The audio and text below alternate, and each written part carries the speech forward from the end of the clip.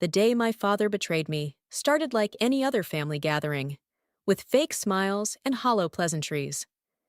I stood in our family's grand living room, watching my stepmother Meredith arrange fresh-cut roses in an antique vase, while my father paced near his mahogany desk, checking his watch every few minutes. My name is Jessica, and I'd spent the last 3 years working alongside my father at his company, learning every aspect of the business he'd promised would one day be mine.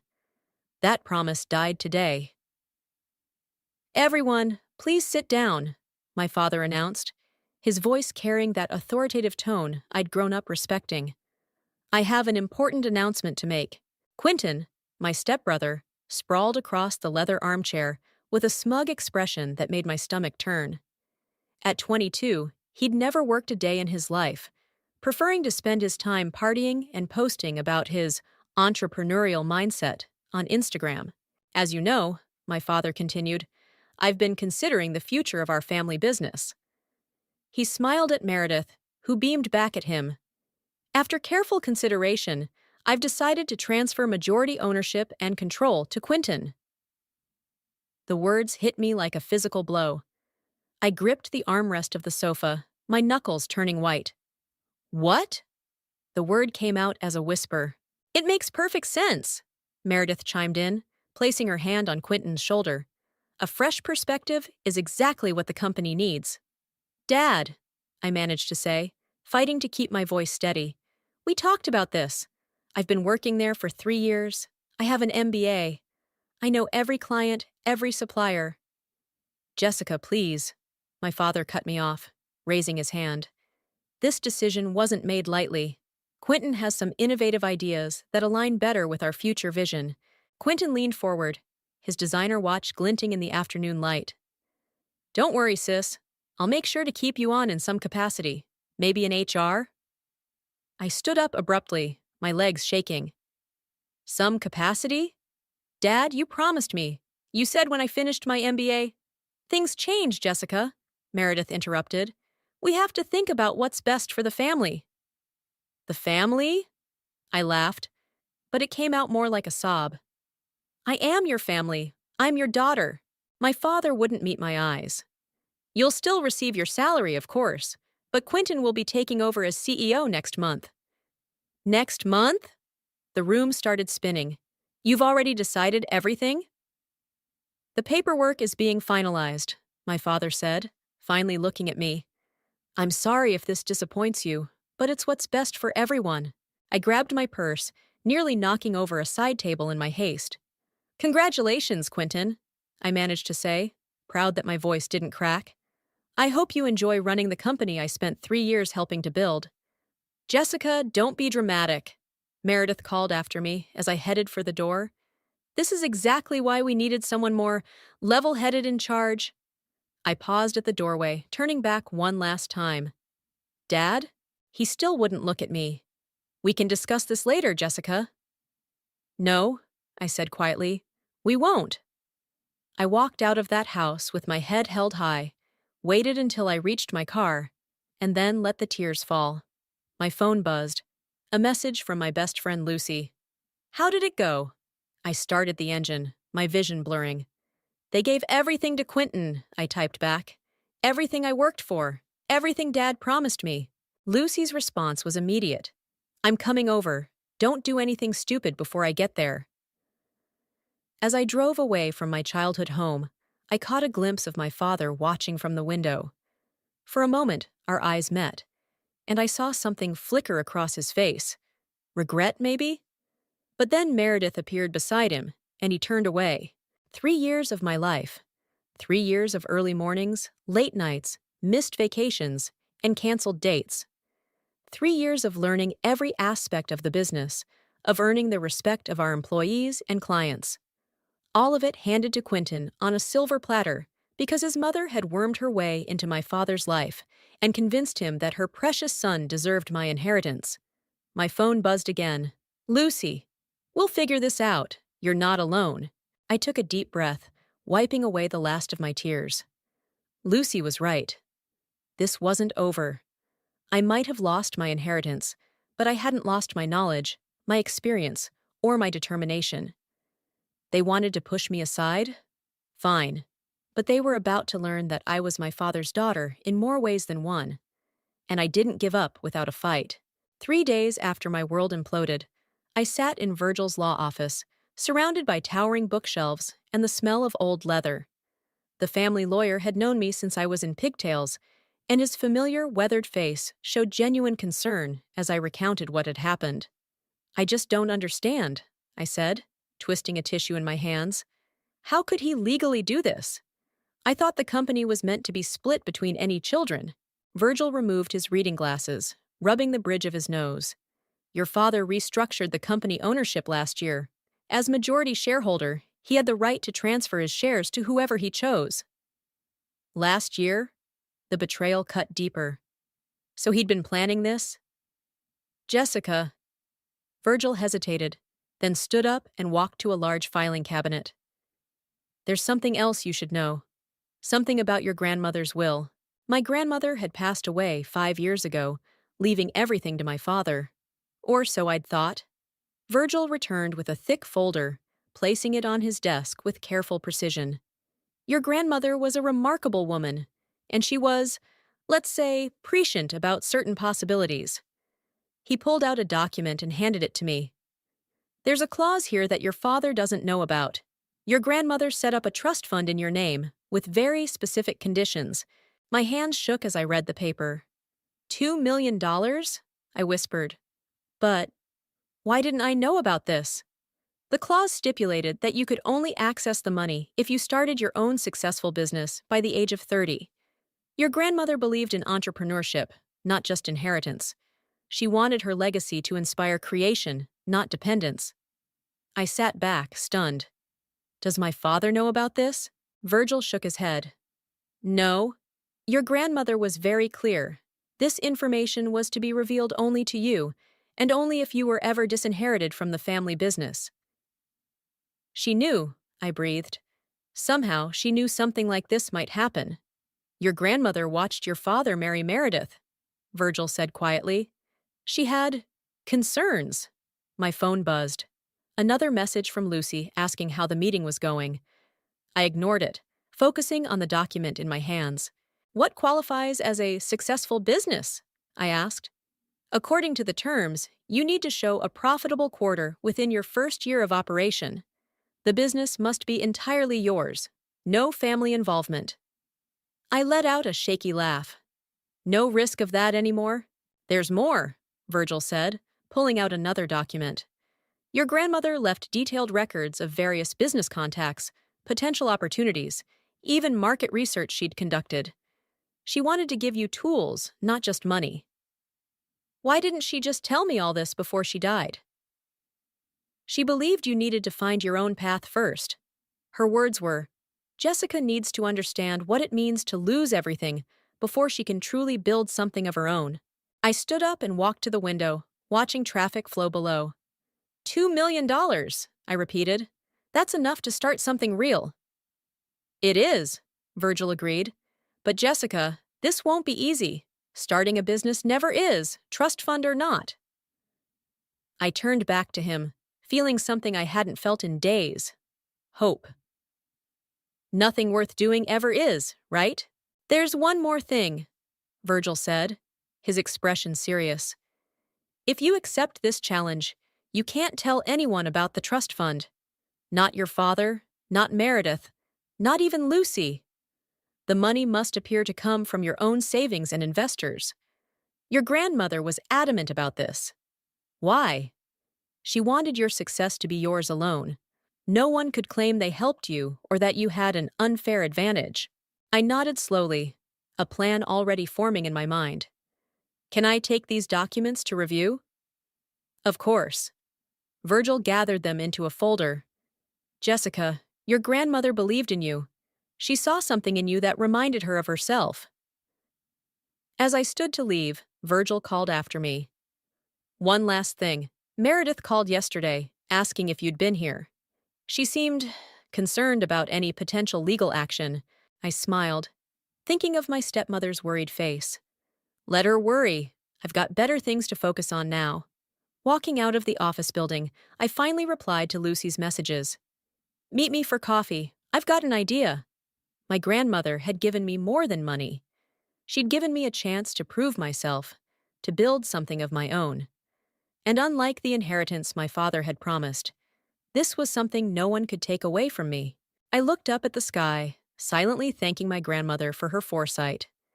She'd known I might need an escape route, and she'd provided one, but only if I was willing to work for it. Challenge accepted, Grandma. An eco-friendly business? Lucy stirred her latte, raising an eyebrow. That's quite a pivot from corporate finance. We sat in our favorite coffee shop, laptops open, surrounded by the buzz of afternoon customers. I'd spent the last hour outlining my ideas, careful to avoid mentioning the trust fund. Think about it, I said, turning my laptop to show her my research. The market for sustainable products is exploding. People want to feel good about their purchases, but they don't want to sacrifice quality or convenience. Lucy leaned forward, scanning the screen. And you're thinking, what exactly? Salt, biodegradable packaging solutions for businesses. Everything from takeout containers to shipping materials. I pulled up another tab. Did you know most companies want to go green, but can't find reliable suppliers? The few that exist charge astronomical prices. And you think you can do better? I know I can. I opened my spreadsheet. I've already found 3 potential manufacturers who can produce at scale. If we can streamline the supply chain and build direct relationships with businesses, we could revolutionize the industry. Lucy's phone buzzed. She glanced at it and frowned. Heads up, Quentin's been asking around about you. Apparently, Meredith's worried you're planning some kind of legal action. Let them worry, I said, thinking of the folder from Virgil sitting safely in my apartment. I've got bigger plans. Speaking of plans, Lucy said, lowering her voice, how are you going to fund this? Starting a business isn't cheap, and you just lost your job. I'd prepared for this question. I've got savings, and I'm planning to approach investors. My experience at Dad's company gives me credibility. Jess, Lucy hesitated. Are you sure you're not just doing this to prove something to your father? I'm doing this for me, I replied firmly. Dad made his choice. Now I'm making mine. The coffee shop door chimed, and I froze as Quentin walked in, wearing his usual designer outfit that screamed, "Trust fund, baby." He spotted us and sauntered over, pulling up a chair without asking. Well, well, he smirked. Planning your next career move? I heard HR is hiring. I closed my laptop slowly. Actually, I'm starting my own company. His laugh was sharp. You? A company? With what money? That's none of your business, Lucy cut in, her tone icy. Look, sis. Quentin leaned forward, his voice dripping with fake concern. Why don't you come back to the company? I could use someone with your administrative skills. I appreciate the offer, I said, keeping my voice steady. But I'll pass. Some of us prefer to build something of our own, rather than having it handed to us. His smile faltered. Dad's worried about you, you know. He thinks you're not thinking clearly. Dad lost the right to worry about me when he gave you everything he promised me. I started packing up my things. Tell him I'm fine, better than fine, actually.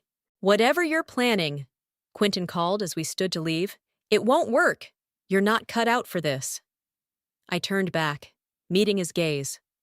Watch me. Outside, Lucy linked her arm through mine. You know what? I'm in. Whatever you need, market research, networking, anything. Let's show them what you can do. I hugged her, grateful for her support.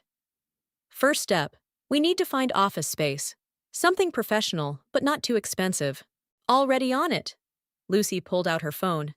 There's a new co-working space downtown. Very eco-friendly.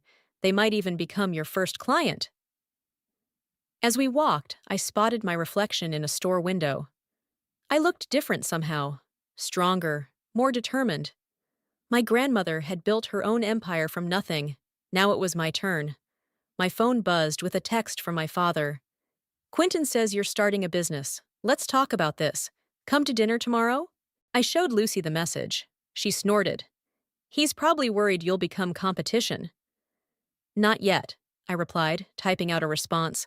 Can't make dinner. Too busy building my future. I hit send and turned off my phone. You know, Lucy said as we reached her car, your grandmother would be proud of you. If only she knew how right she was. I smiled, thinking of the trust fund waiting to be activated. But first, I had to prove I could do this on my own terms. Come on, I said, getting into the passenger seat. Let's go look at that office space. I've got some ideas for the pitch deck we need to create. As we drove away, I caught sight of Quentin watching us from the coffee shop window. Let him watch. Let them all watch. They thought they'd knocked me down, but they'd actually set me free. And I was going to soar. Your samples look impressive. Sarah, the restaurant chain executive, turned the biodegradable container in her hands. But how can you guarantee consistent supply? We've been burned before by startups that couldn't deliver. I sat in her sleek downtown office, 3 months into building my company, GreenShift Solutions. The meeting was my biggest pitch yet, a potential contract that could make or break us. We've already secured partnerships with 3 manufacturing facilities, I replied, pulling up the supply chain presentation on my tablet. I can show you our production capacity projections. I've seen the numbers, Sarah interrupted. What I need to know is why I should trust you over established suppliers. I leaned forward. Because unlike them, we're not just selling products. We're offering a complete packaging transition solution, including staff training and waste management consultation.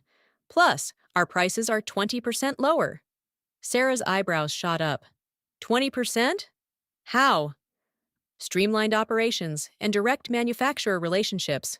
No middlemen. I didn't mention the trust fund that had helped secure those relationships. We can start with a trial run if you prefer. Before Sarah could respond, my phone buzzed.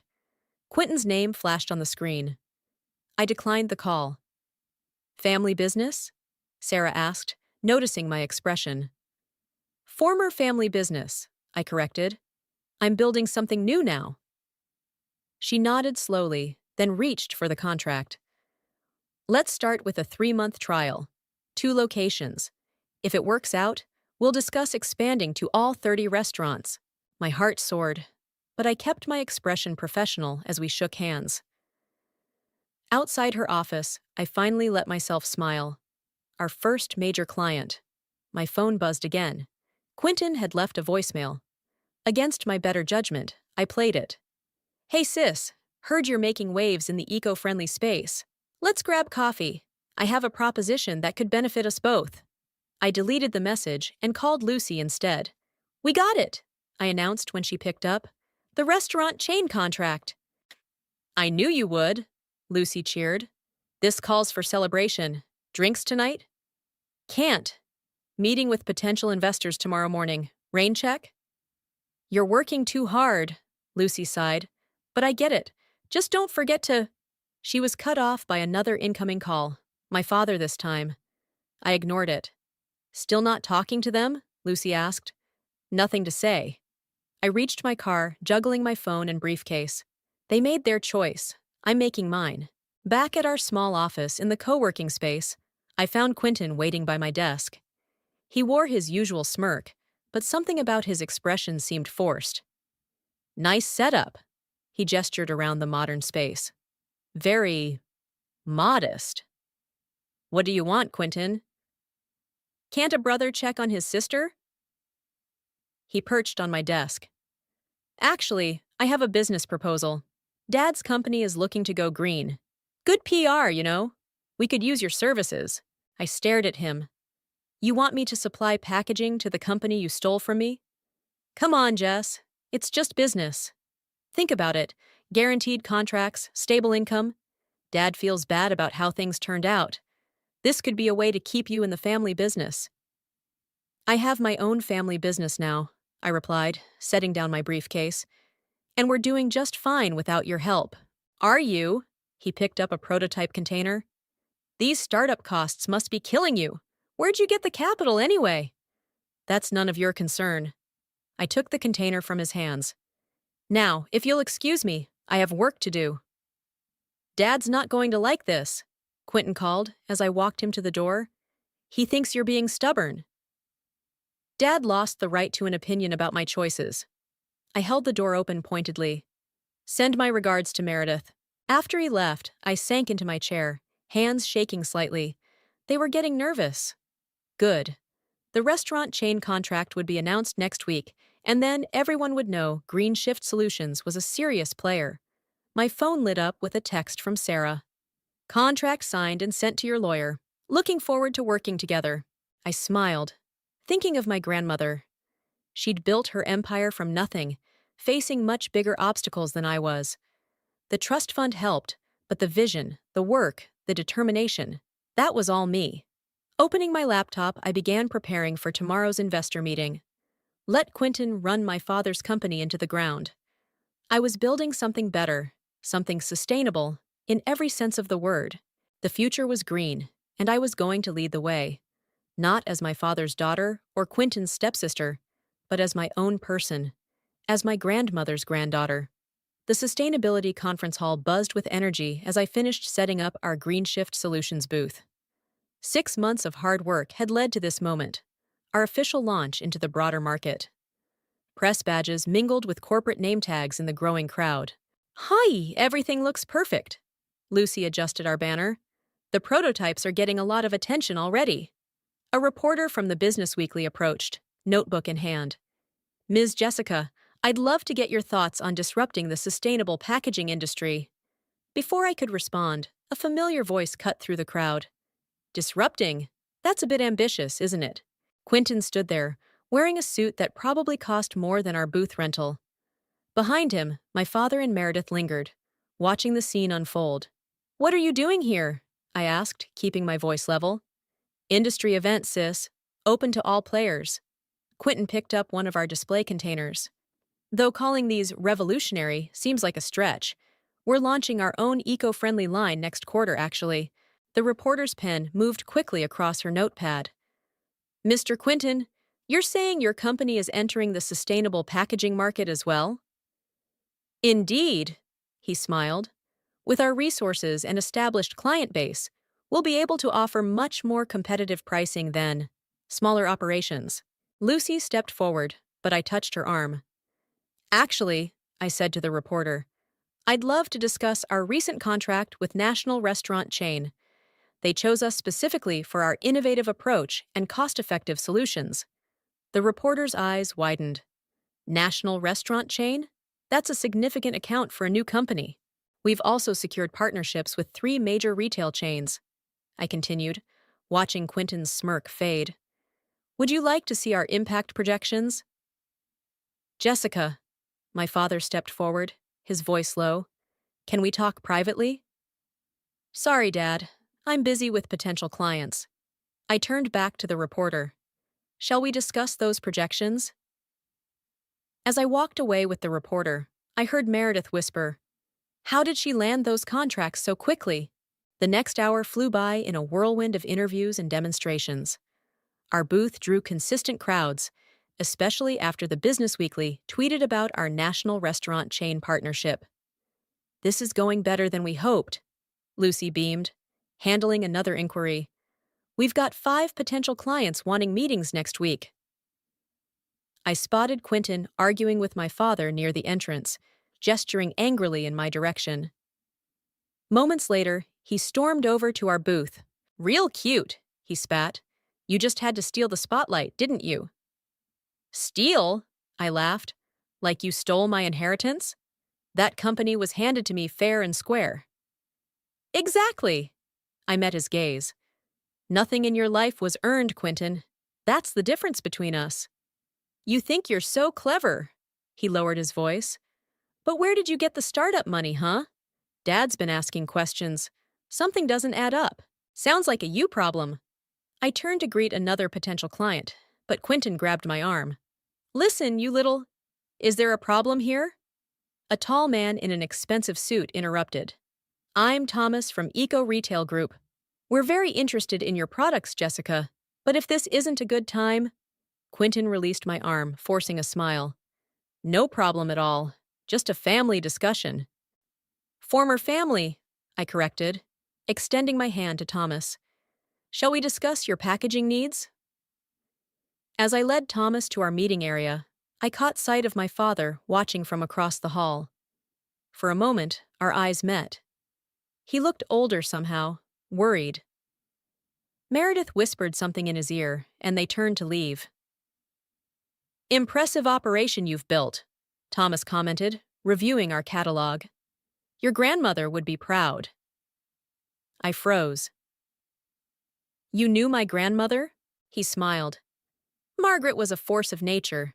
We served on several boards together. She always said her granddaughter would shake things up someday." Tears pricked at my eyes, but I blinked them away. I hope I'm living up to her expectations. From what I've seen today, you're exceeding them. He pulled out a business card. "Let's set up a proper meeting. Eco Retail Group has over 200 stores that need sustainable packaging solutions. By the end of the day, we'd collected more business cards than I could count." Lucy hugged me as we packed up the booth. "You showed them," she said. "You showed everyone." I watched Quentin leave with his tail between his legs, no doubt heading back to report our success to my father. Let them worry. Let them wonder. My phone buzzed with a text from Virgil. "Your grandmother's trust fund is officially activated. First profitable quarter confirmed. Congratulations." I smiled, tucking the phone away. The money had helped, but today's success? That was all mine. And this was just the beginning. Green Shift Solutions announces third consecutive quarter of growth. Lucy read from her tablet, feet propped on my new office desk. Eco-friendly packaging startup disrupts industry with innovative solutions. I gazed out the floor-to-ceiling windows of our downtown headquarters, still amazed at how far we'd come in 18 months. Read the part about the expansion again. Under CEO Jessica's leadership, the company has secured contracts with major retailers and restaurants nationwide, with plans to expand internationally by next quarter. The door burst open, and Maria, our office manager, rushed in. "Jessica, you need to see this." She handed me her phone, displaying a breaking news article. "Joseph Industries stock plummets amid environmental violations and mismanagement concerns." "Your father's company?" Lucy leaned over my shoulder to read. "Oh, wow, this is bad." The article detailed how my father's company had been caught disposing of toxic materials illegally, trying to cut costs after several quarters of declining profits. Quentin's leadership was specifically mentioned as a factor in the company's downturn. My phone started ringing. Meredith's number. I declined the call. "They're saying the fines could be in the millions," Maria added, "plus the cleanup costs." Another call, my father this time. I sent it to voicemail. Lucy sat up straight. "You don't think they'll try to come to me for help?" I finished. "They already are." I showed them my phone screen, displaying a text from Quentin. "Need to talk. Family emergency, please." "What are you going to do?" Lucy asked quietly. Before I could answer, Maria's phone buzzed. "They're in the lobby," she said. "Your father and Quentin. Should I send them away?" I thought about all the nights I'd cried myself to sleep after they took my inheritance, about Quentin's smug face at every industry event, about my father's silence when I needed him most. "No," I decided. "Send them up." 5 minutes later, they stood in my office, looking distinctly uncomfortable. My father had aged years in months, and Quentin's designer suit couldn't hide his desperation. "Nice office," my father said, looking around. "You've done well for yourself." "What do you want?" Quentin stepped forward. "We need your help. The environmental violations. They happened under the old system before we took over, but you covered them up instead of fixing them," I finished. "I saw the report." "The fines will bankrupt us," my father said quietly.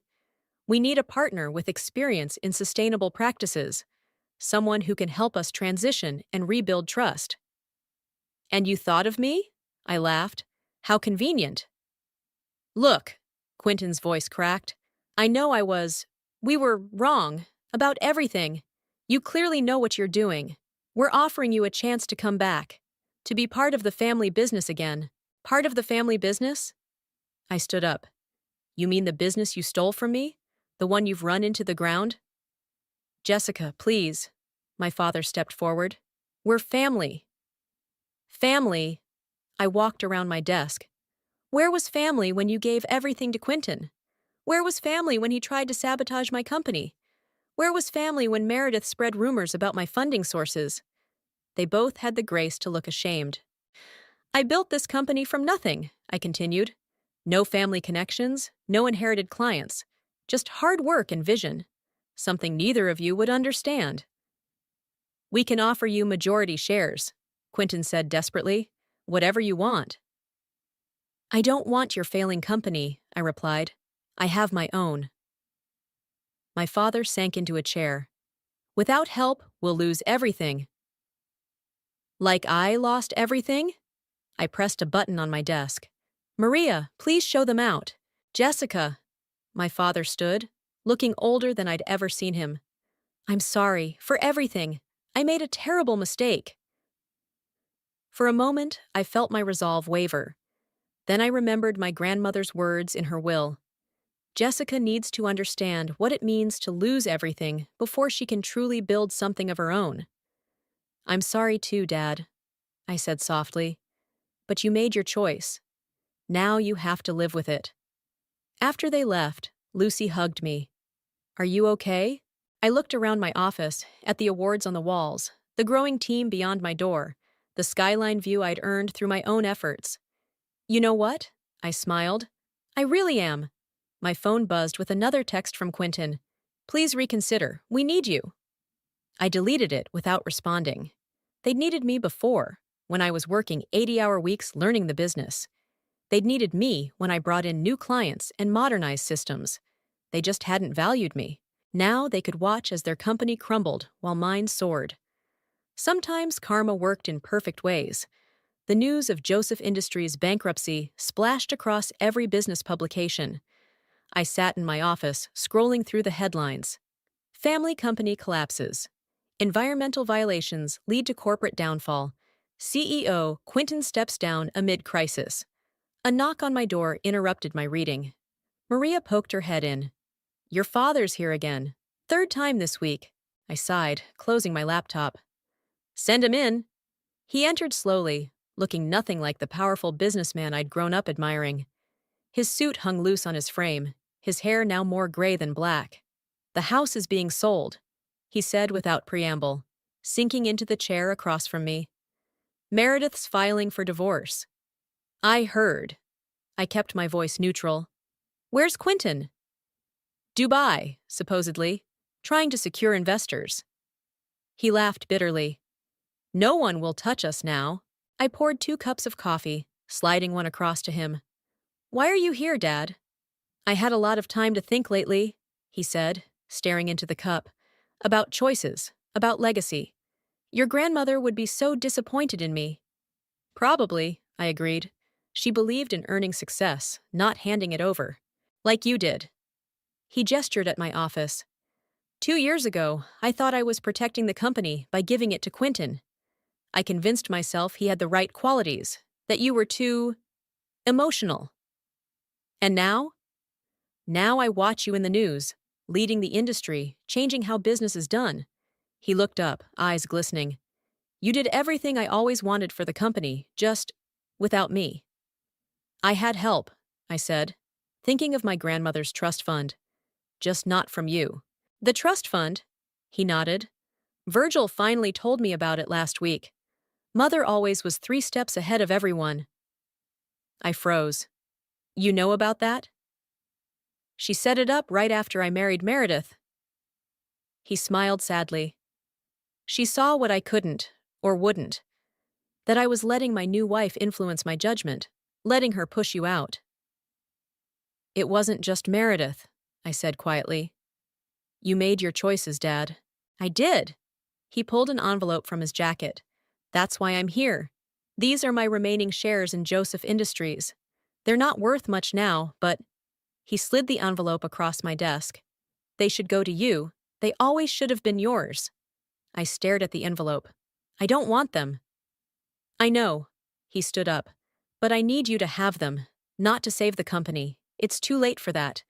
But because they belong to you. Because I was wrong. Dad, you know what the worst part is? He moved to the window, looking out at the city, watching you succeed without me, knowing I could have been part of something extraordinary if I just believed in my own daughter. I joined him at the window. I would have made you proud. You did make me proud, Jessica, just not the way I expected. He turned to face me. You built something better than I ever could. You did it your way, the right way. Yo, is that why Meredith's leaving? Because you lost everything? He shook his head. She's leaving because Quentin emptied their accounts before he fled. Like mother, like son, I suppose. Despite everything, I felt a twinge of sympathy. What will you do now? Start over. Get a small apartment. Maybe consult, if anyone will hire me. He straightened his tie. I'm not here to ask for help, Jessica. I just needed you to know that I understand now. And I'm sorry. As he turned to leave, I called out, Dad? He paused at the door. There's a coffee shop around the corner. They make decent breakfast sandwiches. If you wanted to, maybe next week. A small smile crossed his face. I'd like that. After he left, I opened the envelope, looking at the worthless shares of my father's fallen company. Then I glanced at my own company's latest financial reports. Another record quarter. Lucy burst in. Did I just see your dad leaving? Are you okay? I'm fine, I said, and meant it. Actually, I'm better than fine. What did he want? I tucked the envelope into my desk drawer. To admit he was wrong, to say he's proud of me. And are you going to help him? I thought about my grandmother, about legacy, about earning success. No, I said finally, but I might have breakfast with him next week. Lucy smiled. Your grandmother would approve of that. Looking out at my growing empire, I knew she was right. Sometimes karma wasn't about revenge. It was about finding your own path, even when others tried to block it. And sometimes, just sometimes, it was about being strong enough to listen when those who wronged you finally admitted their mistakes. The autumn breeze rustled through the cemetery as I placed fresh flowers on my grandmother's grave. The marble headstone gleamed in the morning sun, her name etched in elegant script.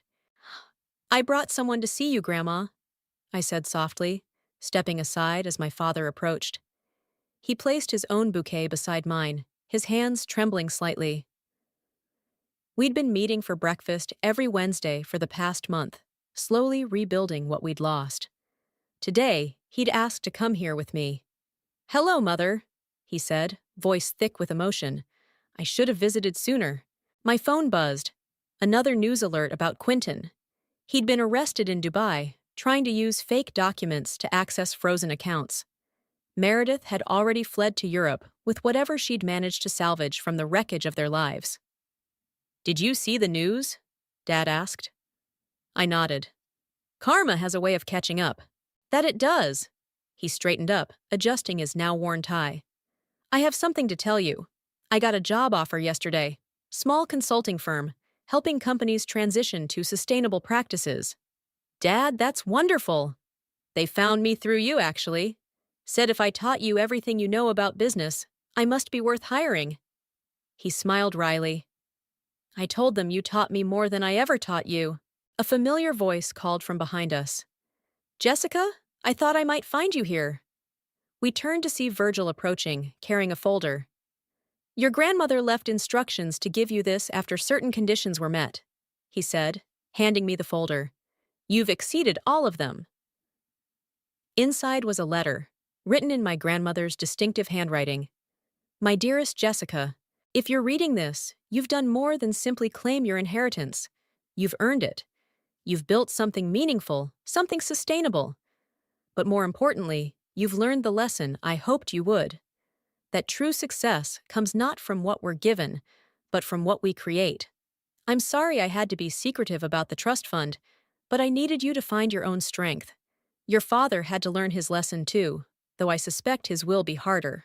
Remember, legacy isn't about money or power. It's about impact. Make yours count. All my love, Grandma. Tears blurred my vision as I passed the letter to my father. He read it silently, then folded it carefully. She knew, he said quietly. She knew I would fail you, and she prepared for it. She knew you could learn from it, I corrected, just like she knew I needed to lose everything to build something better. Virgil cleared his throat. There's more. Your grandmother left instructions for a charitable foundation to be established once you proved yourself. The paperwork is ready. She wanted you to lead it. I stared at him. A foundation? To help young entrepreneurs, especially women, start sustainable businesses. He smiled. She believed in paying it forward. My father touched the headstone gently. That sounds exactly like her. Looking between my grandmother's grave and the folder in my hands, I felt everything come full circle. She hadn't just given me an escape route, she'd given me a mission. Dad, I said suddenly, would you like to help? With the foundation? Your experience could be valuable. He looked startled, then deeply moved. You'd trust me with that? Trust is earned, I replied. Just like success. But everyone deserves a chance to rebuild. Virgil handed me a pen. Shall we make it official? As I signed the foundation documents on my grandmother's grave, I felt a profound sense of peace. My father stood beside me, not as the man who had betrayed me, but as someone learning to be better. Somewhere in Europe, Meredith and Quentin were facing the consequences of their actions. And here I was, building something new again, not out of revenge or spite, but out of hope. What would you name it? My father asked. I looked at my grandmother's name on the headstone, remembering her strength, her foresight, her belief in earning one's way. The Legacy Foundation, I decided, because true legacy isn't what we inherit, it's what we build. The autumn wind picked up, scattering leaves around us. In that moment, I could almost feel my grandmother's approval. She'd known all along that losing my inheritance would lead me to something greater. Not just success, but understanding. Not just wealth, but wisdom. And as I stood there between my father and my grandmother's grave, holding the future of a new foundation in my hands, I realized that sometimes the best revenge isn't revenge at all. It's living well, building better, and helping others do the same. That was the real inheritance my grandmother had left me, and I intended to make it count.